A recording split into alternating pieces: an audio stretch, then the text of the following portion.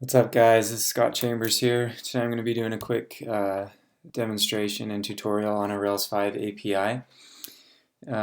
So just to start with, I just wanted to talk a little bit about Rails APIs and some of the benefits of them. So just overall with Ruby on Rails, I've really enjoyed working with the ORM in Rails, as well as like the active record relationships and things like that. It really makes working with the database a lot easier, and we'll get into that in some of the demonstration.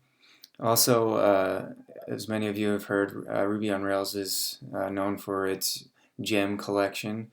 And basically, all it is it's Rails built-in package manager, if you will, or dependency manager, similar to like PHP's Composer and things like that. They just have different package libraries and things like that to add to your app. It also has a great community. It's been around for a while. It has a lot of people developing in it. It's very mature. It's also very programmatic.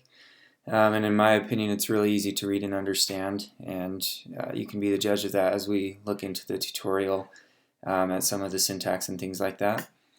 And also just looking at it from an API perspective, I think it's really helpful. A really powerful API to use with multiple apps and things like that. You know, if you're developing a web app in React or whatever, or if you are building an iOS or Android app, all of this can hit the same API. Very helpful, very useful. So anyways, just a quick overview of some of the benefits and why I like working with the Rails API. So let's jump now into the actual demonstration. So we're just going to be doing a simple little blog example where we'll create some users, create some posts, and create some comments to the post, just so we can get an idea of some of the relationships in Rails, and also how to output those into JSON and things like that for our API users to use. So let's get into that really quick. And so we'll start in the console, in the terminal. Now I'm assuming at this point you already have Ruby on your computer, you already have Rails on your computer. If not, I'd stop and get all of that up to date so that you're ready to go, following along with me creating your first Rails API. So first things first, we're going to just create a new application. In Rails, it's pretty easy. All you do is Rails new, the name of the title, and this one we're going to call it blog API. And then we're just going to make sure that it's an API only application. So we do that -- API. And all that does is just remove a lot of the like middleware and views that come along with the full stack application, just because we want this to be thin and lightweight, only API. So I'm going to go ahead and do that. It's going to create our API for us, bundle all the current gems and things like that. And now we can go ahead and go into our API and we'll pull it up and see what it's generated for us. So let's open up Atom, go over and take a look at it. So we're inside of our API.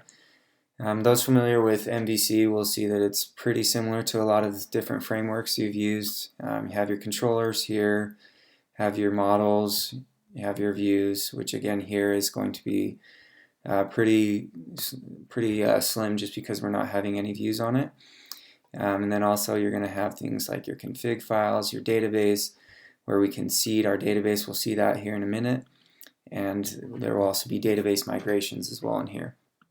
Some other things to note, like the vendor file, again, you're used to that, where you can have like assets and things like that.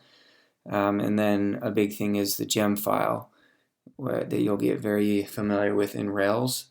That has, and again, this is all the gems that you want on your application. So all you need to do to add a new one is simply add a new gem to it, and then go over to the terminal and just bundle install your gems, and it will add that new one to your gem file. So now that we have it all set up, let's go ahead and set up some of the gems that we're going to need in ours. First thing we're going to look at is the database. We're not going to use the just default SQLite that it comes with. We're going to actually use MySQL. So let's go ahead and add gem MySQL to our gem file. Now we're also going to add something called active model serializers for our API, and this just helps with the serialization of our data to make it nice and user-friendly and put out a lot of the relationships that we want to include as well. So we're going to do gem active model serializer. Looks good. And one other thing that we're going to use just for dummy data purposes is a gem called Faker. It's pretty useful if you want to just quickly seed your database with a lot of dummy data without having to manually put that in yourself. So those are the three main gems we're going to work with today: are MySQL, active model serializers, and gem Faker. There's loads of gems. I would recommend taking a look at some of them just to see all the possibilities you have with the gem and Rails gems. So now that we've added the gems that we're looking for, let's go ahead and bundle install those just to make sure that those get put on there. Now we'll see it'll go through and add any new gems that we have. So we see we have that. Let's see, where's the active model serializer? Oh, there it is. And it's like MySQL up there, as well as the Faker gem.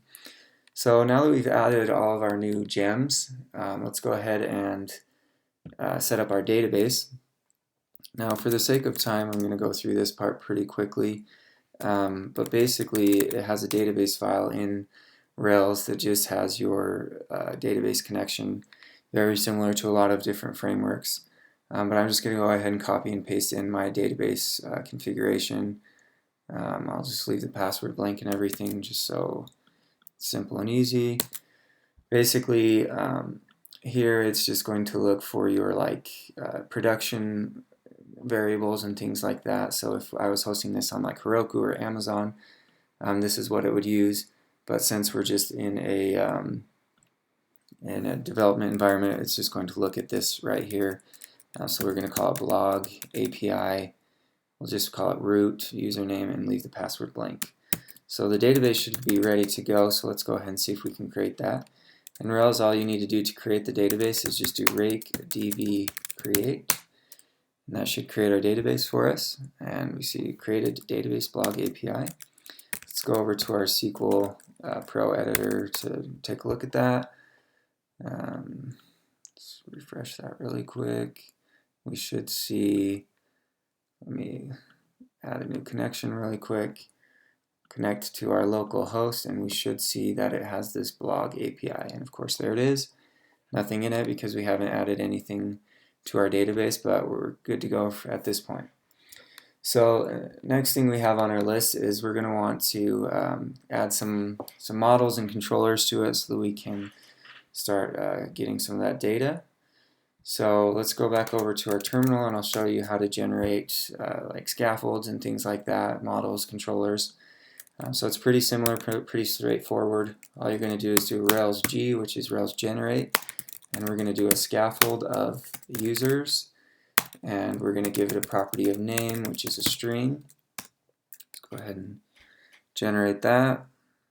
And you can see it's created a migration file for us, some models, some testing units, resources for our routes to hit, and then it's also created a serializer for us because of that active model serializer gem, and some controllers for us. So we'll take a look at that in just a second, but let's go ahead and create our other two scaffolds really quick.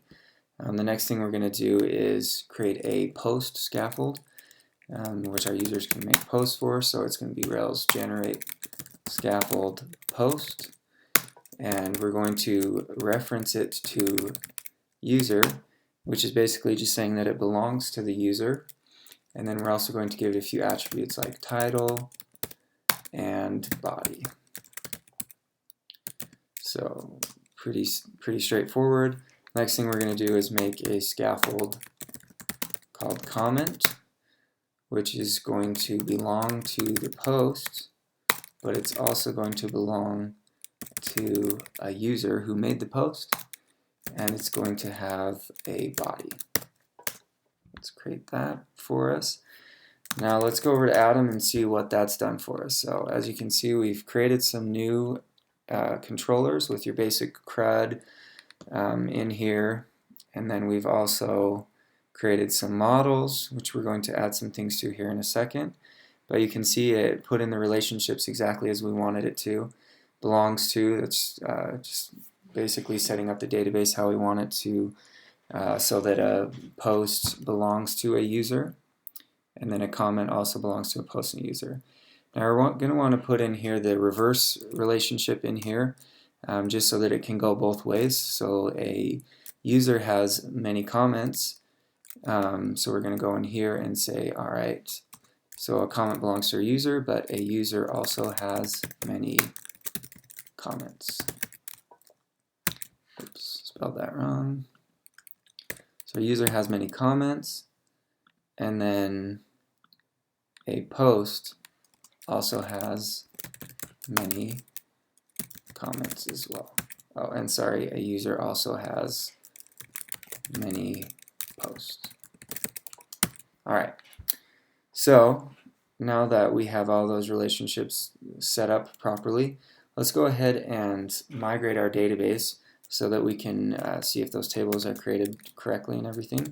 And you'll see right before I do that, in our database file, we have a few new migrations that create those tables that we just added that are correlated to these models here. So it's pretty nice because then you can, put it on multiple machines, multiple devices, and then you can just quickly do a RakeDB migrate, and all of those tables will be on the new device. So let's do RakeDB migrate, make sure that works okay. We already created it. Let's go over to our SQL Pro, refresh it, and voila, we have now some users, some posts, and some comments. So let's quickly seed some of the data here so that we can just have some dummy data. I'm also going to go through this pretty quickly just because this is just dummy data. But again, I'm using a gem called Faker that just helps you seed the data. So all I'm doing is basically going through this 5 times and saying, let's have a user 1 that has this Faker internet username and make posts for it. So these are the posts of user 1. And let's have the title a Harry Potter character and the body a Harry Potter quote. And then let's also make one quick comment by user 2 that has a hipster sentence. So let's save that in our seeds file and go back to terminal and then RakeDB seed, and that should throw in some fake data into our database for us. So let's go over, let's go quick over to our database and refresh, and we see now we have some fake data, some fake posts, and some fake users. And now really quick just to touch on this, and how I mentioned it's really nice working with the ORM in Rails. You can see on the post it's already referencing the user. I didn't have to do anything with that. Rails explicitly knew just because I said references user. And then we're adding comments, and we see that it belongs to a post, and it also belongs to a user that added the post or added the comment. So pretty nice that all of that was done in just a short amount of time. So we have all of this fake data. So now let's go ahead and see if we can't hit that from a route or URL, and we'll just use Postman to hit that. So let's go back over to Atom and just look at some of the routes that we have. So basically we've made it so in Rails it has a routes file just so you can know which different routes to hit, and by default it's going to add these resources to it, which are again just basically the basic create, read, update, and delete routes. You can also add custom routes here, which as your app gets more complicated, obviously you're going to need more than just the index and create and read and update and whatnot. But for now we're just going to stick with this, just so we can get the basic Rails API going. So let's go back over to our terminal really quick and start the server so we can make sure that this is working correctly and we can hit this. So let's go Rails S. while that's pulling up, I also wanted to touch on one more thing, which I forgot about, which is the serializers. So you'll notice that in addition to the models, it also created serializers, which is nice for us because we're only an API and we're going to serialize all of this data. So basically, this is where you can choose what you want to include in that JSON response and things like that. So you can see like a comment has an ID and a body, it has one post, it has one user. So that way when it serializes the comment, it also serializes all of this information, and we'll see that here in just a second. So our server's up and running, so let's go over to Chrome, exit out of that, and hit that and make sure that it's working properly. So let's go to comments, and you see that it's in an awesome format for us to work with. You can see it has all of our information. These are all the comments, the body of the comment, the post that it's in, and then also the user that it's in. And again, this is really customizable, what you want to include in the response and things like that. But for now, it's just throwing all the default stuff. So there's all of our comments. And now let's go ahead and pull this up in Postman so that we can create some new comments and things like that. So let's go to Postman. And also in Chrome, just a nice little handy tool. If you want to see all the different routes that you have, you can just go to localhost 3000/rels/info/routes, and it gives you all of the routes that you can hit. So posts, gets, puts, patches, deletes, things like that, just so you can tell all of your routes. So let's go over to Postman so we can try maybe a quick post to our API. First, let's just make sure this is working right on here. Localhost 3000/comments, send a get, and there's all that same information. So let's try a post of this data, or let's do a post of a post first. So posts. So let's try to create a post through Postman. We're going to need to add ID, title, body, user to the response, or to the request, sorry. So let's change this to a post, and in our header we're going to just put content type equals application JSON, and then in our body it changes to raw, and we're going to include what we want to post. So I'm going to make a title called first post, and our body is going to be this is my first post, and our user will just be user ID just be user1. So that should be enough to be able to create our first post. So let's go ahead and give that a try. And it looks like it responded with success. So let's go over to our database and refresh it. And hopefully we'll see that new post right there. So pretty cool.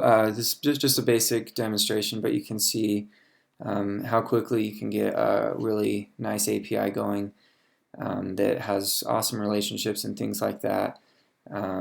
So yeah, that's it for now. Thanks.